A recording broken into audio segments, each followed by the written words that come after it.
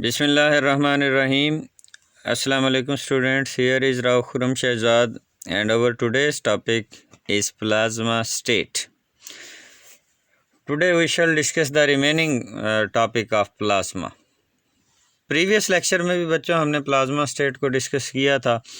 उसमें हमने प्लाज्मा का इंट्रोडक्शन देखा था, प्लाज्मा क्या होता है, प्लाज्मा कैसे बनता है, नेचुरल और आर्टिफिशियल प्लाज्मा में क्या डिफरेंस था, और हमने फाइनली देखा था करैक्टरिस्टिक्स ऑफ प्लाज्मा। आज हम फर्दर 3 टॉपिक डिस्कस करेंगे रिलेटेड टू प्लाज्मा, जिसमें हम देखेंगे एक तो पहला है वेयर इज़ प्लाज्मा फाउंड, दूसरा हम डिस्कस करेंगे इसकी एप्लीकेशन, और तीसरा इसका फ्यूचर ओरिजिन क्या है। Where is plasma found, plasma कहाँ पे पाया जाता है, तो वो हमने प्लाज्मा के इंट्रोडक्शन में भी देखा था कि जितने भी स्टार हैं, सूरज जैसे हमारा सूरज है, और जितने भी इंटरस्टेलर स्पेसिस हैं, they are made up of plasma. Plasmas are found in everything from sun to quarks. सूरज से लेके क्वार्क तक अबाउट हर चीज़ में प्लाज्मा है। सूरज बड़े से बड़े पार्टिकल का नाम ले दिया, और क्वार्क क्या होता है? क्वार्क छोटे से छोटा पार्टिकल। एटम आपको पता है किससे मिलके बना हुआ है? इलेक्ट्रॉन, प्रोटॉन, न्यूट्रॉन से। और ये जो प्रोटॉन और न्यूट्रॉन है, ये मिलके बने होते हैं क्वार्क से। तो quarks are even smaller than proton and neutron. तो from sun to quark everything is plasma. तो इस यूनिवर्स में जितने भी हमने पढ़ा है स्टार, इंटरस्टेलर स्पेसिस हैं, ये सारे के सारे प्लाज्मा हैं। The sun is 1.5 million kilometre ball of plasma. सूरज का जो डायामीटर है ना, ये 15 लाख किलोमीटर होता है। 1.5 मिलियन किलोमीटर सूरज का डायामीटर है, और ये सारे का सारा प्लाज्मा है। Heated bye nuclear fusion reaction, इस पर न्यूक्लियर फ्यूजन रिएक्शन हो रहे हैं, जिनके नतीजे में हीट खारिज होती है। और हीट कितनी खारिज हो रही है ये आप अंदाज़ा कर लें कि सूरज यहाँ से तकरीबन 15 करोड़ किलोमीटर के फासले पे है ज़मीन से, और कितनी हीट खारिज हो रही है कि हमसे यहाँ पे धूप में बैठना मुश्किल होता है, अक्सर गर्मी ज़्यादा लगती है 15 करोड़ किलोमीटर के फासले से। अच्छा, इसके अलावा ये ज़मीन पे प्लाज्मा कहाँ कहाँ पे पाया जाता है? ज़मीन पे ये लिमिटेड सी प्लेसेस पे पाया जाता है, लाइक लाइटनिंग बोल्ट्स। ये जो बिजली चमकती है, तो बिजली चमकती है तो ये भी प्लाज्मा जनरेट करती है, क्योंकि बिजली हमने पहले भी पढ़ा है आर्टिफिशियल प्लाज्मा हम जनरेट कर सकते हैं by passing electricity through a gas. तो ये हवा में गैसेस मौजूद हैं, जब बिजली चमकती है इनसे पास होती है तो ये प्लाज्मा जनरेट करती है। इसके अलावा ये फ्लेम्स में भी पाया जाता है, फ्लेम से भी हीट मिलती है गैस को, तो प्लाज्मा थोड़ा बहुत मिल सकता है यहाँ पे भी। अरोराज ये कुछ ममालिक में देखे जाते हैं, आसमान पे डिफरेंट से कलर वगैरह बन जाते हैं, तो ये भी प्लाज्मा होते हैं। एंड फ्लोरिसेंट लाइट्स, ये जैसे हमारे ट्यूब लाइट्स या एनर्जी सेवर बल्ब होते हैं, ये भी, इनमें भी प्लाज्मा एग्जिस्ट करता है। या इसके अलावा नियॉन साइन जो होते हैं ना, एडवर्टीज़मेंट साइंस होते हैं, तो इनमें भी नियॉन गैस भरी होती है, और जब इससे हम इलेक्ट्रिसिटी पास करवाते हैं तो ये भी प्लाज्मा में कन्वर्ट हो जाती है। तो ये फ्यू प्लेसेस हैं ज़मीन पे जहाँ पे प्लाज्मा एग्जिस्ट करता है। अब हम देखेंगे एप्लीकेशंस ऑफ प्लाज्मा। प्लाज्मा की एप्लीकेशन क्या क्या हैं? 6 एप्लीकेशन दी गई हैं यहाँ पे। सबसे पहली एप्लीकेशन है, a fluorescent light bulb is not like a regular light bulb. ये जो हमारा एनर्जी सेवर जिसे हम कहते हैं, ये आम बल्ब की तरह नहीं होता। रेगुलर बल्ब वो जो हमारा नॉर्मल बल्ब होता था पहले वाला, जिसमें डब्ल्यू सा बना होता था, टंगस्टन का फिलामेंट, उसमें तो जो है ना वो फिलामेंट ग्लो करता था। जबकि ये जो हमारे एनर्जी सेवर हैं या जैसे ट्यूब लाइट्स होती हैं, इनमें ना गैस भरी होती है, और जब हम बटन ऑन करते हैं तो इसमें से गैस में से करंट पास होता है, और जब इसमें से इलेक्ट्रिसिटी पास होती है तो इलेक्ट्रिसिटी ये करती है, ये गैस को आयोनाइज कर देती है, चार्ज अप कर देती है। तो ये हमारे पास वही मिक्सचर बन जाता है आयोनाइज्ड और अनआयोनाइज्ड एटम्स का, आइंस का, इलेक्ट्रॉन्स का, जिसे हमने प्लाज्मा कहा था। यानी जब हम इनमें से जो फ्लोरेसेंट लाइट बल्ब हैं, इनमें से जब इलेक्ट्रिसिटी पास करवाते हैं तो ये प्लाज्मा बन जाता है, और प्लाज्मा में इलेक्ट्रॉन की एक्साइटेशन और डी एक्साइटेशन की वजह से ये ग्लो करता है, जिससे हमें रोशनी मिलती है। तो ये इसकी पहली एप्लीकेशन थी, ये फ्लोरेसेंट लाइट बल्ब्स वगैरह में यूज़ होता है। दूसरी एप्लीकेशन है ये जो नियॉन साइंस होते हैं, ये भी सेम यही केस है कि इनमें आमतौर पे नियॉन गैस भरी होती है या कोई और गैसेस भी हो सकती हैं।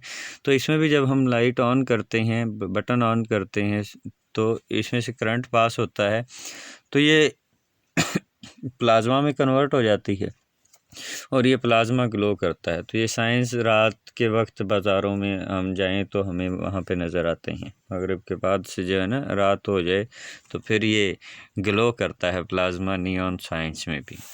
तो ये नियॉन साइंस जो होते हैं, they are also made up of plasma.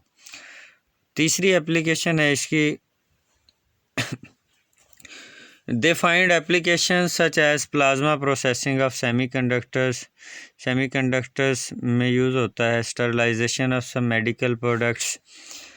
Medical products को स्टरलाइज करने के लिए, इन्हें जरासीम से पाक करने के लिए जो डॉक्टर सर्जिकल इक्विपमेंट्स यूज़ करते हैं, औजार यूज़ करते हैं ऑपरेट के लिए, जैसे दांतों वाले डेंटिस्ट जो होते हैं, ये भी एक पेशेंट पे औजार यूज़ करके ना उन्हें स्टरलाइज करना ज़रूरी होता है ताकि एक की बीमारी दूसरे को ना लग जाए।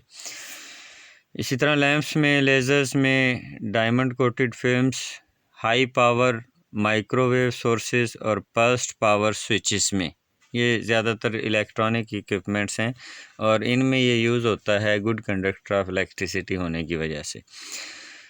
चौथी एप्लीकेशन है, they also provide the foundation for important potential application such age generation of electrical energy from fusion. Electrical energy, electricity generate करने में हेल्प करता है, पोल्यूशन कंट्रोल में हेल्प करता है, and removal of hazardous chemicals, ख़तरनाक chemicals को remove करने में हमें हेल्प देता है। Plasma lights up our offices and homes, makes our computer and electronic equipment work. हमारे घर और दफातर को रोशन करता है। पहले भी हमने डिस्कस किया है कि ये जो फ्लोरेसेंट लाइट बल्ब वगैरह हैं, दे आर प्लाज्मा और ये इलेक्ट्रॉनिक इक्विपमेंट और कंप्यूटर वगैरह में भी यूज़ होता है। और आखिरी एप्लीकेशन है कि they drive lasers and particle accelerator, help to clean up the environment, pasteurise food and make tools corrosion resistant. ये पार्टिकल एक्सेलरेटर लेज़र को ड्राइव करने के लिए भी इस्तेमाल होता है, एनवायरनमेंट को भी साफ़ करता है, फूड की पास्चराइजेशन में यूज़ होता है, खाने को लंबे अरसे तक महफूज करने के लिए, and make tools corrosion resistant. Plasma processing कर ली जाए तो टूल्स को जल्दी जंग नहीं लगता। तो these are few applications of plasma. और सबसे आखिर में है फ्यूचर होरिजन्स। प्लाज्मा का फ्यूचर क्या है? प्लाज्मा हमने पढ़ा है कि नेचुरल प्लाज्मा तो एग्जिस्ट करता है सूरज पे, स्टार्स पे, इंटरस्टेलर स्पेसेस में। यहाँ पे आर्टिफिशियल प्लाज्मा हमें ज़्यादातर मिलता है। तो आर्टिफिशियल प्लाज्मा को अगर हमें इस्तेमाल करना है तो plasma would have to be low energy and should be able to survive without instantly reacting and degenerating. हमने पढ़ा था कि जो आर्टिफिशियल प्लाज्मा है, this is hard to maintain, ये स्टेबल नहीं है, किसी भी मालिक्यूल से टकराता है तो रिएक्ट कर लेता है। तो ऐसे तो हम इसे इस्तेमाल नहीं कर सकेंगे। अगर इसका कोई इस्तेमाल करना है तो इट शुड बी स्टेबल, इसे स्टेबल होना चाहिए। मैग्नेटिक फील्ड जो प्लाज्मा यूज़ करते हैं ना, magnetic fields create low energy plasma which create molecules that are what scientists called a metastable state। हमें प्लाज्मा मिलता है और ये प्लाज्मा, ये मेटास्टेबल स्टेट क्या होती है? Magnetic field use to create low temperature plasma which give the plasma molecule which do not react until they collide with another molecule with just the right energy। Metastable state से क्या मुराद है कि ये हमें इस तरह का प्लाज्मा मिलता है जो सिर्फ किसी मखसूस एनर्जी वाले मालिक्यूल के साथ रिएक्ट करेगा। और जैसे वो लॉक एंड की मॉडल आप समझ लें कि जैसे कोई ताला है, लॉक है तो वो किसी मखसूस चाबी से ही खुलता है, हर चाबी से नहीं खुलेगा।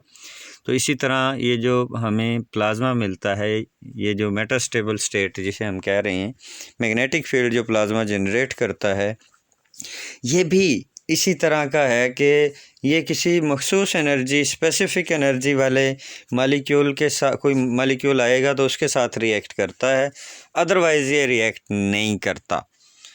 तो इससे जो है ना, इसका फ़ायदा ये है हमें कि इससे प्लाज्मा जो है वो थोड़ा स्टेबल हो जाता है। This enables this metastable molecules to survive long enough to react with a designated molecule. यानी अब वो कोई मखसूस मॉलिक्यूल आएगा तो ये रिएक्ट करेगा, अदरवाइज़ ये थोड़ा सा स्टेबल हो जाएगा, मतलब ये रिएक्ट नहीं करेगा। तो ये हमें रेडियो एक्टिव कंटामिनेशन का सॉल्यूशन दे सकता है। और साइंसदान इस तरह की मेटास्टेबल स्टेट्स, मेटास्टेबल एजेंट्स को तैयार करने की कोशिशों में लगे हुए हैं, but this is just the beginning. यहाँ पे प्लाज्मा का फ्यूचर जो है वो, प्लाज्मा चूँकि बहुत कम एग्जिस्ट करता है और प्लाज्मा पे अभी इतना काम नहीं हुआ, बड़ी देर से इसे आइडेंटिफाई किया गया है, तो अभी जस्ट शुरुआत हैं। तो देखें आगे क्या बनता है क्या नहीं। तो that's all as far as our today's lecture is concerned. अपना ख्याल रखिएगा। अल्लाह निगहबान।